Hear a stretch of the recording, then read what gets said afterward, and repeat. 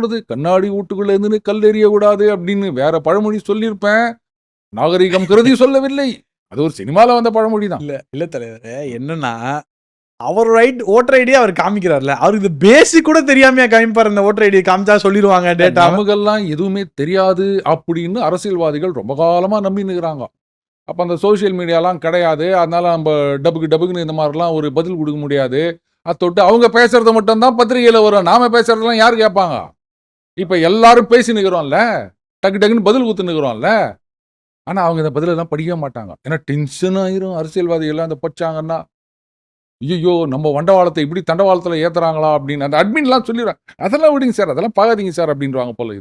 இது ஏற்கனவே BP sugar இருக்குது, சூட்டப் ஆயிர போகுதுன்னு நினைச்சிட்டு சொல்லுவாங்களா? அக்கறையில் அவங்க சொல்றாங்க, அது வேற விஷயம்.